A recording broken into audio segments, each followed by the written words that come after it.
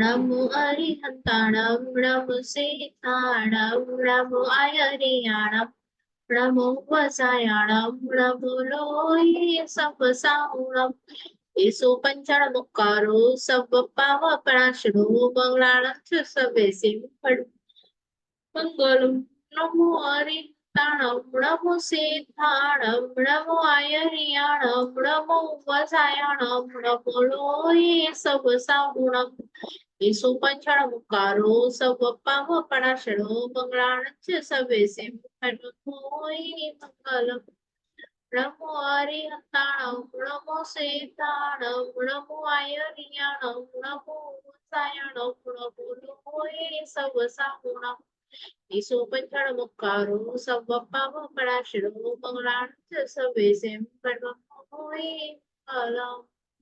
અધોલોક ધોલોક તીર્ષલોકમાં રહેલ દરેક ત્રસ જીવ સ્થાવર જીવને સુખ મળે, સાતા મળે, સમાધિ મરણ મળે, જલ્દી જલ્દી બધા જીવો મોક્ષે જાય એવી પ્રાર્થના.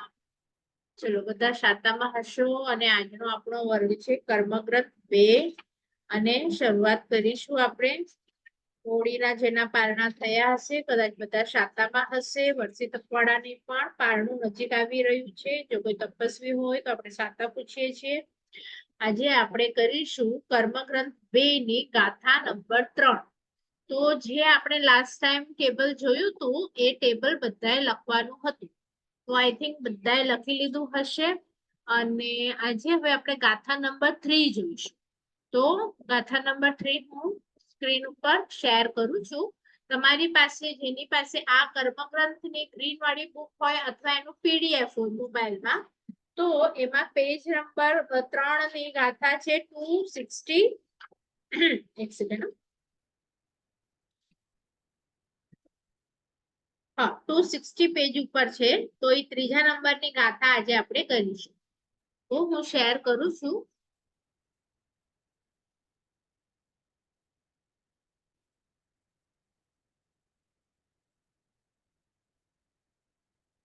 જો તો ગાથા નંબર 2 માં આપણે શું જોયું હતું? 14 કર્મ ગુણ સ્થાનકના નામ. અને હવે આજથી નવો વિષય શરૂ થાય છે કે આ જે આપણે પ્રકૃતિઓ જોઈ હતી કર્મગ્રંથ 1 માં જેટલી પણ કર્મની 8 કર્મની પ્રકૃતિઓ જોઈ હતી એ કેવી રીતે બંધાય? તો ગાથા નંબર 3 માં પહેલા બંધની વ્યાખ્યા આપી. અને શું કહેવા માંગે છે 3 નંબરની ગાથામાં?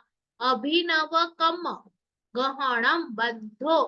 એટલે શું? બંધ કોને કહેવાય છે? કે નવા. અભિનવ એટલે નવા. નવા કર્મ એટલે કર્મ. ગ્રહણ કરવા એટલે આપણો આત્મા નવા કર્મ જ્યારે ગ્રહણ કરે છે એને બંધ કહેવાય છે. આટલા સુધી બંધની ડેફિનેશન કમ્પ્લીટ થઈ. હવે નવું વાક્ય કહે છે બીજામાં કોમા પછી ઓહેણ. ઓહે એટલે ઓઘે. ઓઘે એટલે જનરલી. તો જનરલી કેટલા હોય બંધમાં? તો લખ્યું 20 સંયમ. સંસ્કૃતમાં શું હોય? આપણે બોલીએ 120. તો સંસ્કૃતમાં ઊંધું લખાય 20 સંયમ એટલે 120. તો આ પહેલી લાઈન બધાને ખબર પડી. પહેલા અડધામાં શું છે? ડેફિનેશન બંધની. શું બંધની ડેફિનેશન છે? કે આત્મા નવા કર્મને ગ્રહણ કરે અને આપણા કર્મ જૂના કર્મ સાથે બાંધે, આત્મા સાથે બાંધે એને બંધ કહેવાય છે. આટલી બંધની ડેફિનેશન. અને પછી શું કીધું? ઓઘે એટલે કે જનરલી 120 કર્મ પ્રકૃતિ બંધમાં હોય છે, બંધાય છે. ટોટલ 120 એમ. તો હવે નીચેની લાઈનમાં કહે છે કે તો પછી કઈ 3 નથી બંધાતી? કારણ કે પેલા ઉપર 117 બંધાય છે તો 3 કઈ નથી બંધાતી? તો બીજી લાઈનમાં કહે છે પેલા પ્રકૃતિના નામ આપ્યા કે તીર્થયરા એટલે શું? તીર્થંકર નામ કર્મ. અને પછી 2 ડ જેવી નિશાનીઓ છે તો એ છે ને સંસ્કૃતમાં અ છે. જો તીર્થયરા આ છે એના પછી અ ન લખાય સંસ્કૃતમાં. એટલે એક ડ જેવી નિશાની છે તે અ માટે છે ને બીજી ડ જેવી નિશાની છે તે આ માટે છે. તો આ શબ્દ તમારે શું વાંચવાનું? આહારગ. બરાબર? આહારગ. તો તીર્થ ખૈરા નામ કર્મ, તીર્થંકર નામ કર્મ અને આહારક દુગ એટલે દ્વિક એટલે આહારક ની 2. તો એવી રીતે ટોટલ 3 એને છોડી દેવાની. વજ્જમ વજ્જ એટલે વર્જીને, એને છોડીને. મિચ્છમી એટલે પહેલું ગુણસ્થાનક, મિથ્યાત્વ ગુણસ્થાનક. બરાબર, ત્યાં અંડરલાઈન કરશો. આ પહેલા ગુણસ્થાનક માટે વાત છે. મિચ્છમી ને કેટલી હોય તો જેવી રીતે ઉપર હતું 20 સંયમ ઓગે, તો અહીંયા શું કે છે? મિચ્છમી 17 સંયમ. 17 સંયમ એટલે શું? 117. કારણ કે 100 એ પછી લખાય અને 17 એ પેલા લખાય. એટલે આખી ભાષા ફરીથી આપણે લઈએ છીએ ગાથા કે નવા કર્મ જે ગ્રહણ કરે છે એને બંધ કહેવાય છે અને ઓઘે 120 હોય છે. પછી નીચેની લાઈનમાં લખ્યું તીર્થંકર નામ કર્મ અને આહારક દ્વિક એ 3 વિના 117 કર્મ પ્રકૃતિ બંધમાં મિથ્યાત્વે એટલે કે પેલા ગુણસ્થાનકે હોય છે. હવે આ કોને ન સમજાયું એ લોકો હેન્ડ રેઝ કરો. આ ગાથા સમજાય? ત્રીજી આપણે છે ને ટેબલ પહેલા જોઈ લીધું હતું એટલે કદાચ તમને ખ્યાલ આવશે. આપણે પહેલી લાઈનમાં શું લખ્યું હતું? ઓગે 120 અને બીજી લાઈનમાં લખ્યું હતું કે પેલે 117 અને સામેની લાઈનમાં આપણે જ્યાં અબંધની એક લાઈન બનાવી હતી છેલ્લે કોર્નરમાં, ત્યાં 3 પ્રકૃતિ લખી હતી કે આ 3 પહેલે હોતી નથી એટલે 117 પહેલે હોય છે. તો અને 120 કઈ હોય છે? તો આ બુકમાં જુઓ પર 261 માં પાના ઉપર લખ્યું છે કે 120 કેવી રીતે છે? તો જ્ઞાના વર્ણ્યની 5, દર્શના વર્ણ્યની 9, વેદનીયની 2, મોહનીયની 26, 28 નહીં લેવાની, એ બધમાં ના આવે. બાંધતી વખતે સંકિત મોહનીય મિશ્ર મોહનીય હોય નહીં. પછી 4 આયુ. પછી 67 છે ને એ થોડું ડિફિકલ્ટ છે કે તમે 67 કેવી રીતે બનાવો. તો વારંવાર રોજે હમણાં તમારે પ્રેક્ટિસ કરવાની કે મારા 67 નામ કર્મમાં થાય છે કે નહીં. તમે જે પણ વસ્તુ લખો ને એના પછી શું લખવાનું ખબર છે? જાતિ નામ કર્મ. આ બધાય નહોતું લખ્યું, સમજો. એકેન્દ્રિય જાતિ નામ કર્મ આખું લખવાનું. પછી વિહાયોગ હતી તો એ નામ કર્મ કઈ પણ તમે જે પણ લખો છો, સંઘાયન, સંઘાતન, તો એ બધાની પાછળ નામ કર્મ એટલે નામ કર્મનો પ્રકાર છે ને તમને ખબર પડે. બરાબર? તો આવી રીતે 67 નું એક વખત ફરીથી બધા જે રિવિઝન કરજો. 67 તમારા થાય છે કે નહીં. પછી 2 ગોત્ર, અંતરાય 5 એમ મળીને 120 ઓગે હોય છે. બરાબર?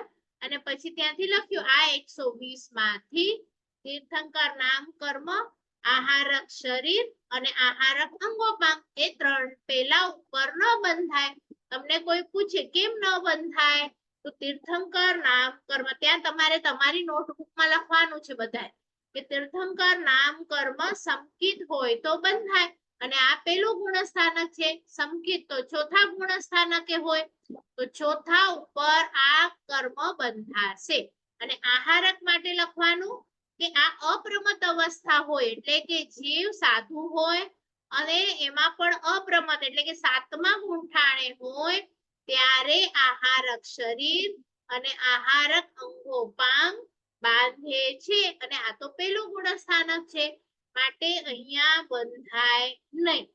તો આટલા સુધી આ ગાથા આઈ થિંક બધાને ક્લિયર થઈ હશે. એનું ગુજરાતી અને એનું શા માટેનું કારણ એ પણ તમને પૂછવામાં આવે તો તમને ખબર હોવી જોઈએ. પછી ચોથી ગાથા ઉપર જશું તો આપણે ટેબલમાં બીજા ગુણસ્થાનકે તમને ખ્યાલ હોય તો પહેલા ઉપર આપણે 117 લખી, પછી આપણે કેટલી લખી અને કઈ કઈ ગઈ તો એ આ ગાથામાં આપ્યું છે. તો ઘણા લોકો સીધું એ ટેબલ પાકું કરે ને ઘણા લોકો ગાથા વાંચશે અને ઘણાને ખાલી ગાથા મોઢે હોય અને એનો અર્થ ન ખબર હોય. તો આપણે બંને કરીશું. તો ટેબલ પણ આના પછીનો જે 10 મિનિટ રહીને ક્લાસ હશે એમાં આપણે ટેબલ ઉપર પાછું સ્ક્રીન શેર કરીશું. હમણાં આપણે બુક ઉપર શેર કરીએ છીએ. બરોબર? તો ચોથા ગાથામાં કહે છે બીજા ગુણસ્થાનક માટે તો શું કહે છે હવે તમે વાંચતા શીખો છો નરયતિગ નરક ત્રિક પછી જાઈ એટલે હવે સમજી જવાનું જાતિ પછી છે ને સ્થાવર એટલે સ્થાવર અને એ બે શબ્દની વચમાં લાઈન છે એટલે એ કનેક્ટેડ શબ્દ છે અને ચૌ એટલે જાતિ માટે પણ ચૌ લગાડવાનું છે અને થાવર માટે પણ ચૌ લગાડવાનું છે એટલે તમારે શું વાંચવાનું છે જાતિ ચતુષ્ક અને સ્થાવર ચતુષ્ક એવી રીતે બંનેમાં ચતુષ્ક ચતુષ્ક લગાડવાનું છે પછી આવ્યું હુંડા એટલે અને પછી ફરીથી જો બે ડ જેવી નિશાની છે તો હવે તમને આવડી જશે આગળમાં પણ આપણે જોયું બીજી લાઈનમાં ત્રીજી ગાથામાં બીજી લાઈનમાં ને અહીંયા પણ તો આયવ તો આયવ એટલે આ તપ બરાબર આ તપ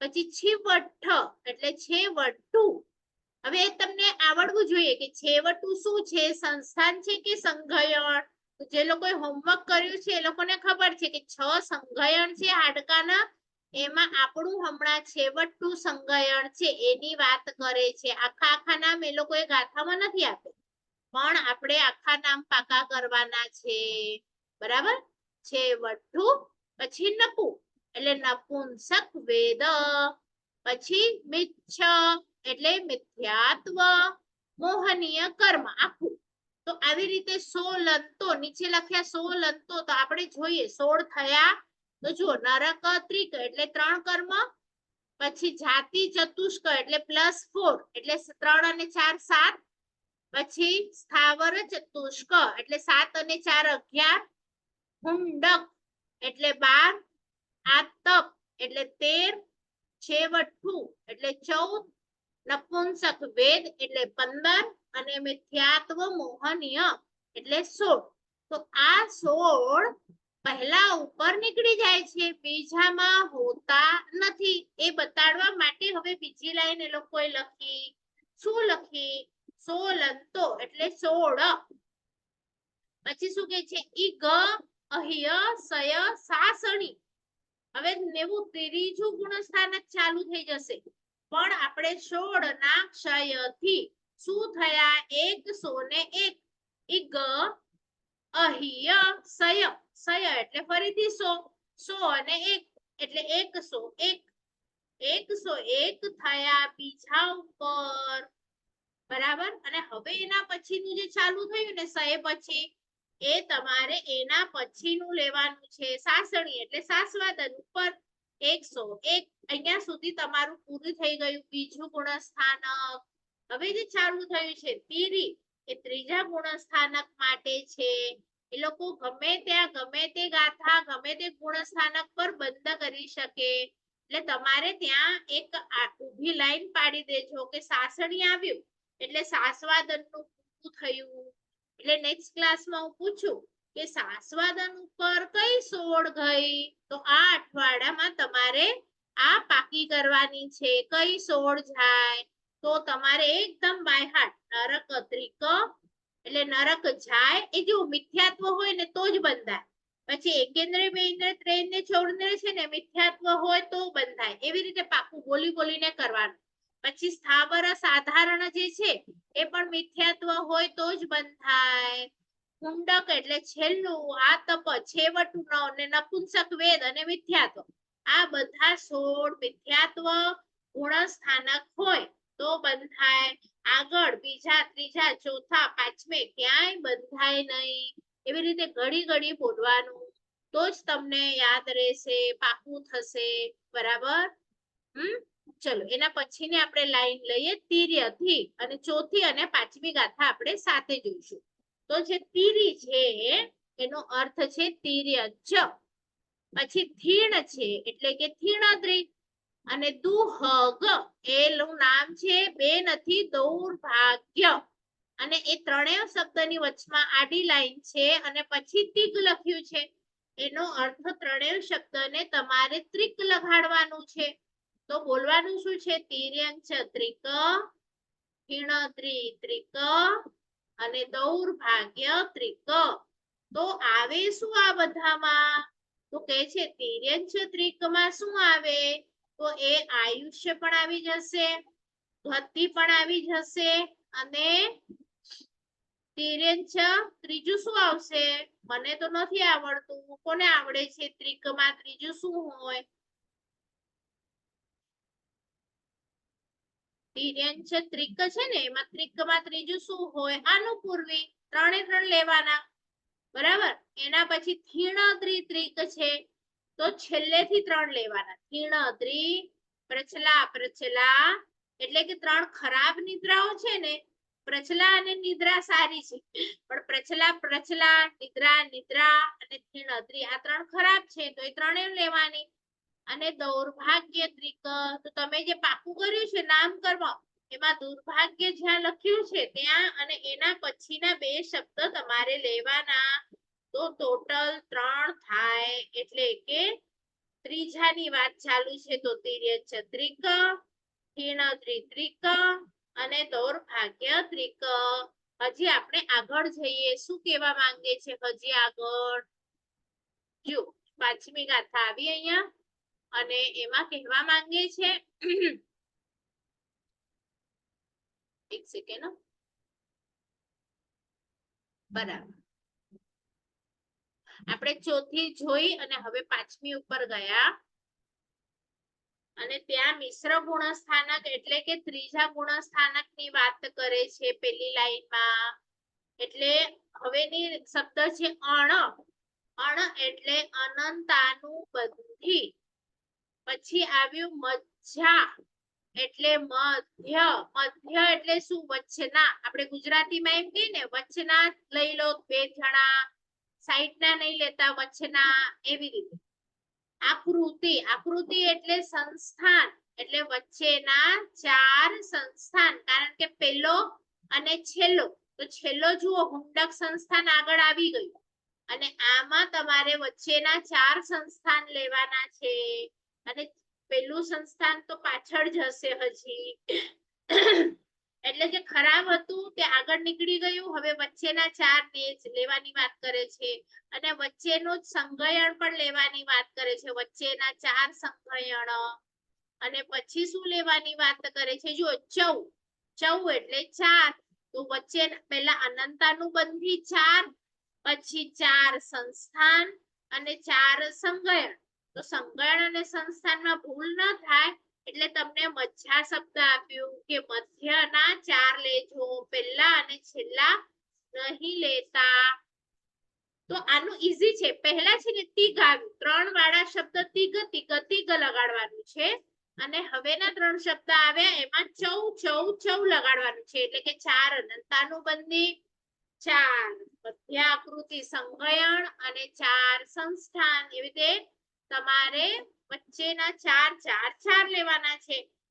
અને નિયુ. નિયુ એટલે નીચ ગોત્ર. કેમ નીચ ગોત્ર? કારણ કે જો તિર્યંચ પણ ગયું અને નરક પણ ગયું અને આ જ બેને નીચ ગોત્ર હોય છે. મનુષ્ય અને દેવને ઉચ્ચ ગોત્ર હોય છે. એટલે આ લોકોમાં આ પણ નીચ ગોત્ર પણ ત્રીજા ઉપર નીકળી જશે. પછી શું લખ્યું? ઉધ્યોત, ઉજો અ ઉધ્યોત. પછી કુ ખ ગ એટલે કુ એટલે ખરાબ અને ખ ગઈ. ગઈ એટલે થતી, તો ખ ગઈ એટલે વિહાયો ગતિ. તો કઈ વિહાયો ગતિ? કારણ કે 2 છે, શુભ અને અશુભ. તો કુ એટલે ખરાબ, ખરાબ વિહાયો ગતિ. પછી ઇથ્થી. ઇથ્થી એટલે સ્ત્રી માટે લખ્યું છે સ્ત્રી. અને તી એટલે શું કે છે? આ પ્રમાણે ત્રીજા ઉપર તો શું લખ્યું છે? પણવે સંતો મીસે 25 નો અંત થાય છે. તો આપણા 25 થયા કે નહીં? આપણે ફરીથી કાઉન્ટ કરીએ બધા.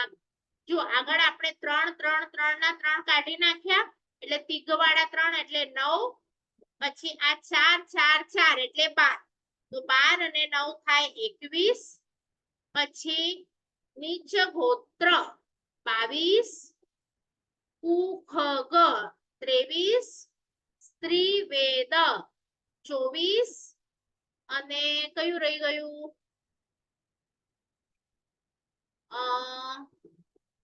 9 અને 4 10, 11, 12, 13, 14, 15, 16, 17, 18, 19, 20 પછી વિહાયો ગતિ હા વિહાયો ગતિ રહી ગઈ બરાબર. ગતિ તો એવી રીતે 25 આપણા 25 નો અંત થાય છે મિશ્ર એટલે કે ત્રીજા ઉપર એટલે પહેલા હતા 101 અને એમાંથી આપણે 25 કાઢીએ તો કેટલા થાય તો થાય 76.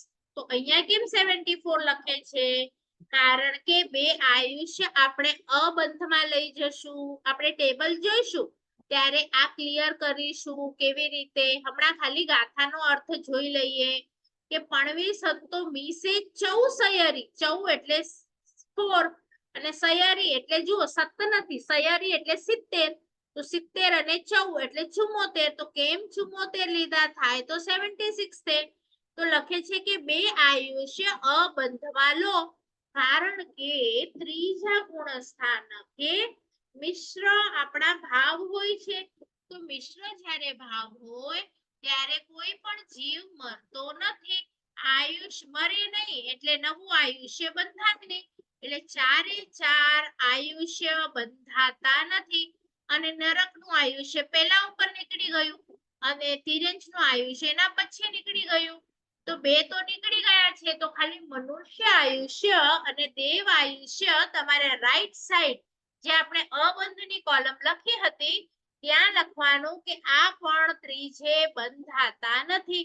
હા પછી બંધાશે પણ હમણાં ત્રીજા ઉપર બંધાતા નથી. અબંધમાં લખવું એટલે શું કે હમણાં નથી બંધાતા પછીથી બંધાશે. તો એટલા માટે આપણે અબંધમાં લખીએ તો એ બે ને બી કાઢીએ તો 76 માંથી હજી બે નીકળે તો 74 થાય બરાબર. તો આવી રીતે આપણી ગાથા નંબર 5 પણ પૂરી થાય છે અને ગાથા નંબર આપણે 6 ને પણ જોઈએ. એની માટે ઉપર જ લખેલું છે કે ચોથું ગુણસ્થાનક અને પાંચમું ગુણસ્થાનક અમે અહીંયા સમજાવ્યું છે. તો શું લખ્યું છે સમ્ય એટલે સમ્યક્ત્વ દ્રષ્ટિમાં, સમ્યક દ્રષ્ટિમાં. પછી શું લખ્યું છે સયરી એટલે કે 70. તો શું 70 કેમ 70 શું આવ્યું શું ગયું તો હમણાં તો 74 હતા તો લખે છે શું આવ્યું તો જીના નામ જે આપણે અબંધમાં લખ્યું હતું પહેલા ઉપર આપણે શું કીધું હતું જ્યારે ચોથું ગુણસ્થાનક આવશે ત્યારે જીવ જીન નામ કર્મ બાંધી શકે માટે એક એડ થયું. તો બીજું શું એડ થયું તો બીજા બે જે આયુષ્ય પણ હતા જે આપણે ત્રીજે અબંધમાં રાખ્યા હતા એ આયુષ્ય પણ જીવ બાંધી શકે હવે. તો પછી એ બે આયુષ્ય અને એક જીન નામ કર્મ મળી અને 3 વસ્તુ નવી આવી. તો જે 74 નો આંકડો હતો એ 77 નો આંકડો થઈ ગયો. તો આવી રીતે આપણે બે આમ ટોટલ કરીએ તો પાછા આપણી પાસે 77 થયું. હવે આપણે પાછું ગાથામાં જોઈએ સમ્ય એટલે સમ્યક્ત્વ ઉપર, સગ એટલે 7 અને સયરી એટલે 70. તો 77 જીન નામ કર્મ અને આ બંધી બે આયુષ્ય હતા એને બંધમાં લેવાના છે. જે અબંધમાં હતા એને લેવાના છે બરાબર. આટલા સુધી ખ્યાલ આવ્યું. આપણે જ્યારે ટેબલ જોઈશું ત્યારે તમને ફરીથી ખ્યાલ આવશે, વધારે ખ્યાલ આવશે.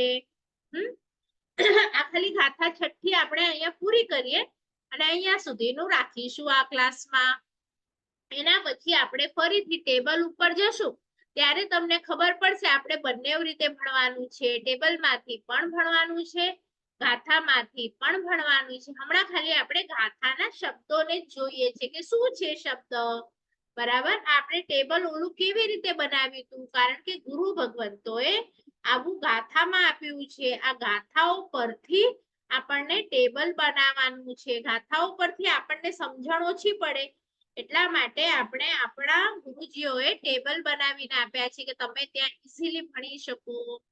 ચલો તો હવે ખાલી શબ્દોને આપણે હમણાં જોઈએ છે કે વૈર એનો અર્થ શું છે તો એનો અર્થ છે વજ્ર વૃષભ નારાજ સંકયણ બરાબર.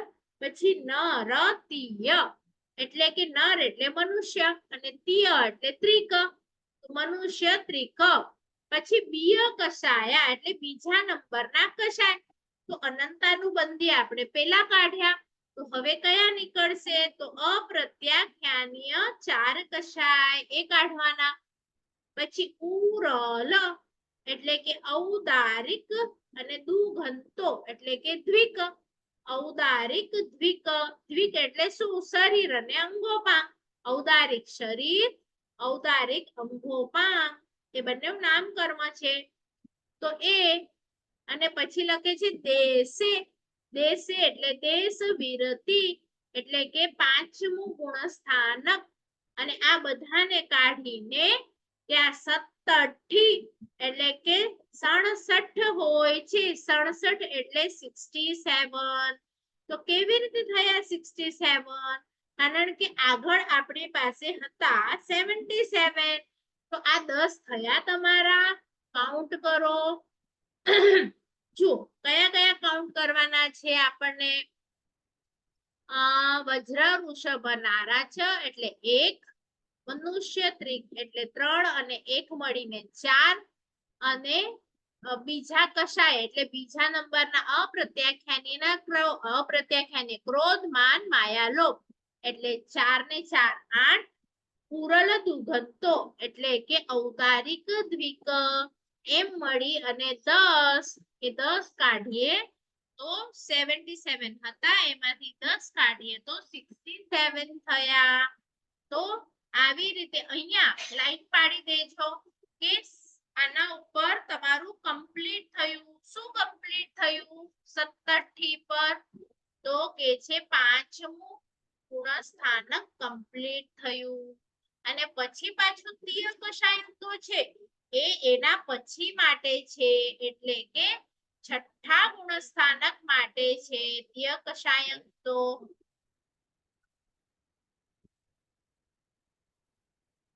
બરાબર.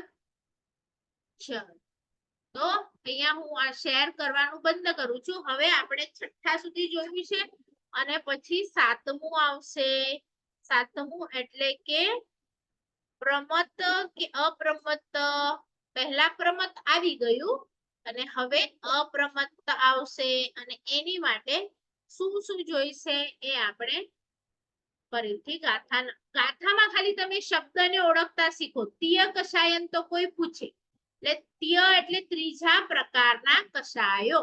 તો 3 કષાય નથી લેવાના. અહીંયા મિસ્ટેક શું થાય છે આપણી? 3 કષાય એવું નહીં, ત્રીજા પ્રકારના કષાય. ત્રીજા પ્રકારના અનંતાનુબંધી પહેલા, અપ્રત્યાખ્યાનીય બીજા અને પ્રત્યાખ્યાનીય ત્રીજા. તો એવી રીતે પ્રત્યાખ્યાનીય આવશે. ઉપર છે બીય કષાયા, તો બીજા પ્રકારના કષાયો. તો નાની નાની વસ્તુઓ તમારે ધ્યાનમાં રાખવાની છે. એટલે હમણાં આપણે 6ઠ્ઠી ગાથા સુધી કમ્પ્લીટ કર્યું છે, અને પછી 7મી કરશું ત્યારે 7મું ગુણસ્થાનક પણ કમ્પ્લીટ થશે. તો હમણાં તમારે ખાલી બધા શબ્દોને જોવાના છે, કારણ કે સંસ્કૃતમાં જે આંકડાઓ છે, હવે સમજો 7મી ગાથામાં પહેલો જ શબ્દ છે તે વઠ્ઠી. તો તે વઠ્ઠી એટલે તમારે બોલતા ફાવે પણ નહીં અને સમજતા પણ ના ફાવે, પણ એ શબ્દ છે નીચે જો અર્થમાં લખેલું છે 63. તો કયા ગુણસ્થાનક એ 63 છે? તો પ્રમત્ત ગુણસ્થાનક છે. પછી કયા કયા શબ્દ છે પ્રમત્તે? પછી સોગ. તો એ સોગ નો અર્થ શું હશે? તો હવે એવી રીતે ઘરે તમારે વાંચતા રહેવાનું. શોક મોહનીય, અરતિ મોહનીય. હવે કેમ અહીંયા મોહનીય શબ્દ આપ્યું છે? આપણે જ્યારે મોહનીય કર્મના 28 કરતા હતા ત્યારે તમે બોલી જતા હતા હાસ્ય, રતિ, અરતિ, શોક, ભય, દુગંછા. પણ એ શોક છે ને પછી ઘણા જણાને ખબર ન પડે નામ કર્મ છે કે શું છે. એટલે મેં ગયા વખતે તમને કીધું છે કે તમે જે પણ લખો છો હાસ્ય, તો હાસ્ય નામ કર્મ કે મોહનીય કર્મ કે ગોત્ર કર્મ કે શું છે? તો પાછળ તમે મોહનીય લખો તો ખબર પડે કે આ તો મોહનીય કર્મની આટલી પ્રકૃતિ ઓછી થઈ. અરતિ તો આ મોહનીય કર્મની ઓછી થઈ. અયશ તો આ નામ કર્મનું ઓછું થયું. ક્યાંક આયુષ્ય ઓછું થાય તો એ આયુષ્ય કર્મમાંથી ઓછું થાય. નીચ ગોત્ર તો એ ગોત્ર કર્મ અલગ છે, નામ કર્મમાં નથી. તો એ મુખ્ય 8 કર્મમાંથી કઈ કઈ ઓછી થાય છે એ પણ તમને ખ્યાલ હોવું જોઈએ. એટલા માટે મેં તમને એક સેકન્ડ હું સ્ટોપ કરું છું શેર. તો મેં તમને ત્યારે બધા જ કર્મની 120 ની પાછળ બીજા લખવાના એ 8 કર્મમાંથી કોનો દીકરો છે? હવે જ્ઞાનાવર્ણીય મતિ લખો ને, મતિ એટલું નહીં, મતિ જ્ઞાનાવર્ણીય કર્મ, બરાબર, શ્રુત જ્ઞાનાવર્ણીય કર્મ, પછી ચક્ષુ દર્શનાવર્ણીય કર્મ. તો તમને દર્શન કર્મનું જ તમે ઓછું કરો છો કે વધારો છો એ તમને આઈડિયા હોવી જોઈએ. તો આટલા સુધી 6 ગાથા સુધી કોને નહીં સમજાયું? કઈ ડાઉટ હોય તો તમે પૂછો પહેલા. ખ્યાલ આવ્યું? એટલે આપણી મીટિંગ કદાચ 5 મિનિટમાં બંધ થશે, તો એના પછીનું આપણે જે સ્ટાર્ટ કરીશું એમાં એ આપણું જે ટેબલ આપણે શેર કર્યું હતું એ જ ફરીથી હું શેર કરીશ, અને હમણાં જેટલી આપણે ગાથાઓ જોઈ છે એ જ આપણે ફરીથી એને રીડ કરીશું, એટલે એકદમ પાકું થઈ જાય. ચલો હવે રિવિઝન કેવી રીતે કરવાનું છે એ બતાડું છું. સૌથી પહેલો સવાલ લખી પણ લેજો, અને એવરી ક્લાસમાં તમારે બોલવાનું કે કર્મ મુખ્ય કેટલા છે. કોણ બોલે છે ફટાફટ? મુખ્ય કર્મ કેટલા છે? મુખ્ય કર્મ 8 છે. બરાબર, પછી મ્યુટ કરી દેજો. ચલો, મુખ્ય કર્મના બંધમાં 8 કર્મના પેટાભેદ કેટલા હશે? 8 કર્મના બંધમાં પેટાભેદ. આ બીજો ક્વેશ્ચન છે. બીજા લોકો હવે એડ્રેસ કરીને અથવા તો એમ જ માઇક અનમ્યુટ કરીને બોલો. આપણે આજે ગાથામાં પણ જોયું ને કે બંધમાં કેટલા આવશે?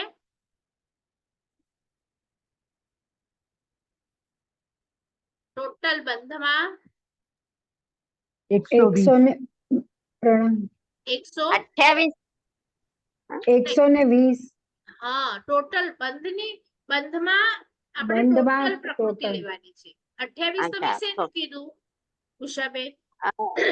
બંધમાં તો 28 આપણે ક્યાં છે? 120 છે ને? જ્ઞાનાવર્ણીયના 8 ને એવી રીતે બધું 28 છે ને? ના, 28 કરો ટોટલ કેવી રીતે કહો છો તમે? 28 કોઈ નહીં, ઉપર નહીં, નથી થતું. 120 જ છે. હા, હા, 120. 120. હા. ચલો, એના પછીનો ત્રીજો સવાલ. હમ. જનરલી માં તમારે 120 કહેવાનું. જનરલી. હા, મારો એના પછીનો સવાલ છે, પહેલા ગુણ સ્થાનક ઉપર જીવ કેટલા કર્મ બાંધે? પહેલા ઉપર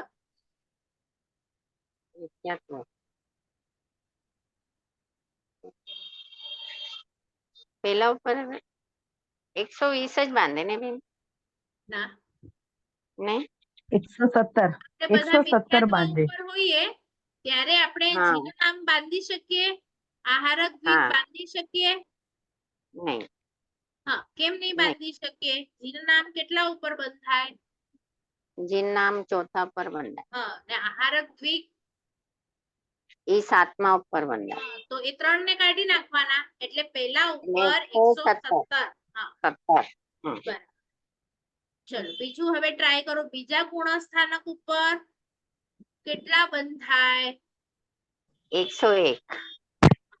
તો હવે 117 હતા ને 101, તો ડિફરન્સ આવ્યો 16 નો. તો કઈ 16 બીજા ઉપર નથી બંધાતી? એમ સવાલ હોય, કઈ 16 બીજા ઉપર નથી બંધાતી? એનો જવાબ શું આવે? જોઈને બીજા લોકો ટ્રાય કરો. બીજા લોકો ટ્રાય કરો. નરકના 3. એક સેકન્ડ, બીજાને આપણે ટ્રાય. ચલો, કોણ બોલે છે બીજા?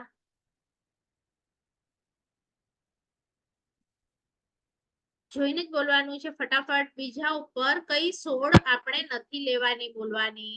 ચલો બોલો. કંચનબેન, હા બોલો. પ્રણામ બેન. સાતામાં એવું પસાય. નરકની 3. હા, એટલે ત્રિક બોલવાની. નરકની 3 એવો કોઈ શબ્દ નથી. નરક ત્રિક.